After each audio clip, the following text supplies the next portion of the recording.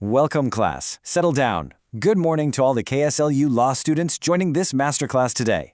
I want your absolute, undivided attention right now. We are tackling a crucial cornerstone of the Indian Contract Act, the Contract of Indemnity and Guarantee. Let me be very clear. This is not a topic you can afford to just gloss over or skim the night before. It is a guaranteed, high-stakes, 16-mark long-form question in your university exams. So, today's explainer is designed as a rigid, exam-oriented lecture. There's no fluff, no unnecessary distractions, just the exact legal literature and the structural strategy you need to secure maximum marks from the evaluator. Keep your bare axe open, uncap those pens, and let's get straight to work. Our scheme of answer today will follow 6 clear steps. 1. Introduction. 2. Definitions. 3. Distinction table. 4. Rights of surety.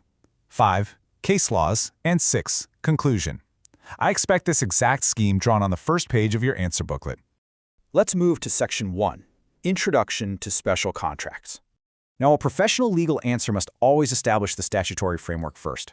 Before you write a single explanatory paragraph, you write this: Contracts of indemnity and guarantee are special contracts under the Indian Contract Act 1872. Both are intended to protect a person against loss. And listen to me carefully. When you write this opening sentence, I strictly advise you to take your pen and explicitly underline Indian Contract Act 1872. It's a simple stroke, but it immediately secures your initial introductory marks by proving to the evaluator that you know the governing statute right out of the gate.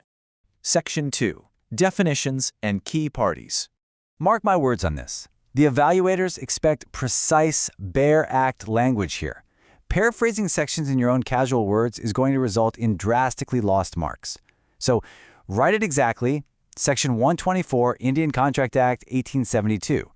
A contract of indemnity is a contract by which one party promises to save the other from loss caused by the conduct of the promisor himself or by the conduct of another person. The absolute operative phrase here is save the other from loss. Dissect that in your minds.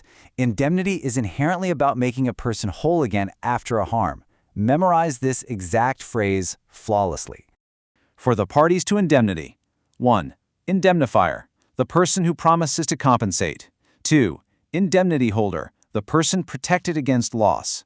For example, A promises to compensate B against any loss arising from a court case.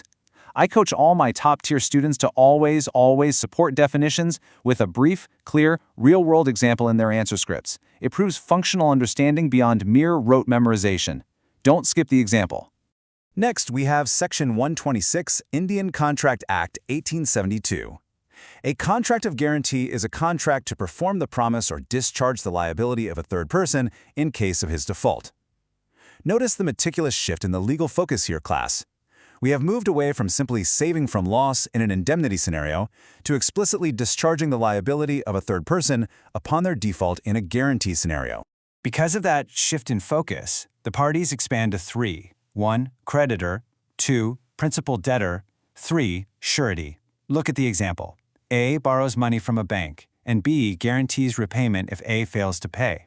In this specific example, B is the surety. I am drilling this into you right now. Clearly identifying the surety and understanding their unique role is the fundamental crux of scoring well on this entire topic. Let's transition to Section 3, Distinction between Contract of Indemnity and Contract of Guarantee.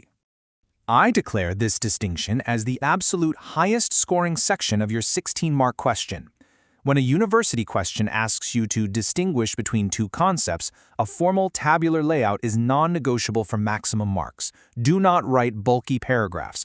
I instruct you to use a ruler and draw a precise 9-row matrix in your exam booklet. You will have columns for the basis of distinction, contract of indemnity, and contract of guarantee.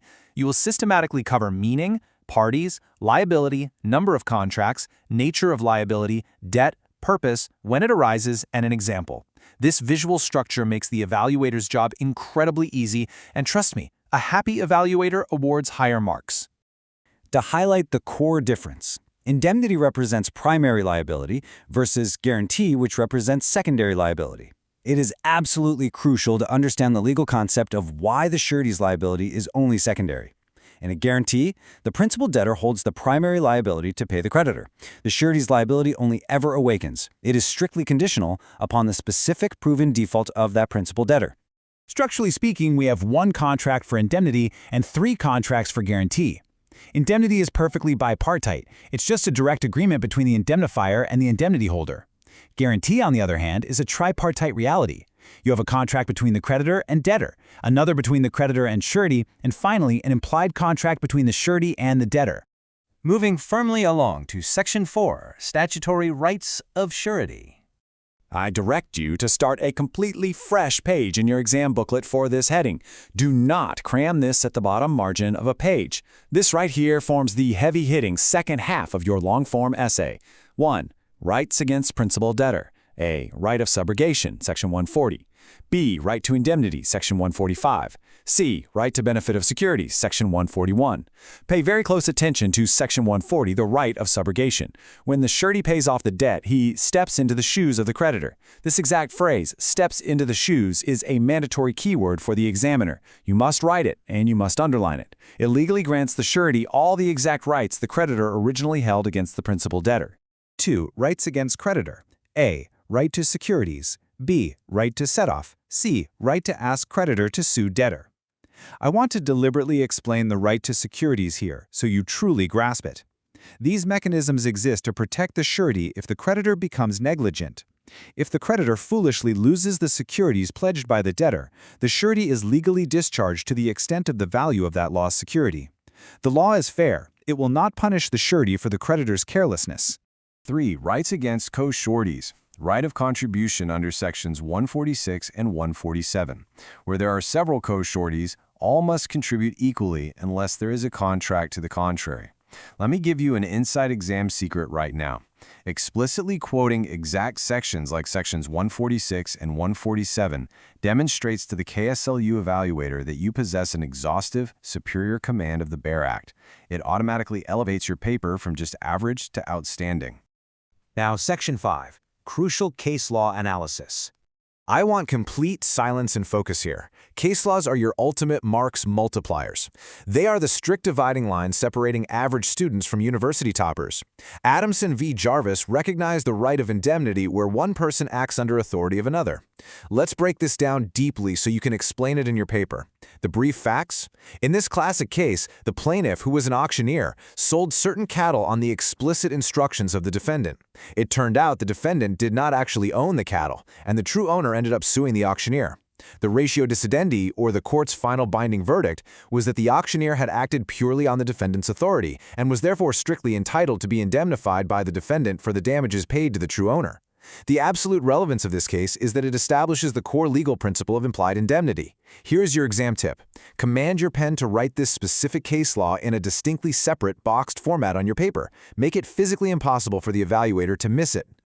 Our second landmark precedent is State Bank of Saurashtra v. Chittaranjan Rangnath Raja. It held that the surety is discharged when the creditor impairs securities without consent of the surety. The facts of this case are paramount to understanding Section 141. A bank advanced a loan against the pledge of certain goods. Due to the absolute negligence of the bank's managers, the pledged goods were lost. The court's ratio strictly ruled that the surety's liability is discharged to the extent of the security lost by the creditor's negligence. The strict relevance here is that it fiercely protects the surety from the creditor's incompetence in commercial transactions. Write this down in your notes right now and double underline the case name to immediately capture the KSLU evaluator's attention for that 16-mark answer. To bring this strict framework to a close, your conclusion should concisely state indemnity equals primary liability, 2 parties. Guarantee equals secondary liability, 3 parties. Surety rights protect against unfair loss in commercial transactions. This perfectly summarizes the flow of your answer script, reiterating the structural divides and the sheer commercial importance of these special contracts. I leave you all with this strict professorial question. Have you mapped out these headings, underlined your statutes, and memorized your sections perfectly for the final exam? Because if you follow this explainer exactly as I've laid it out, you are looking at top-tier marks. Class dismissed. Keep studying.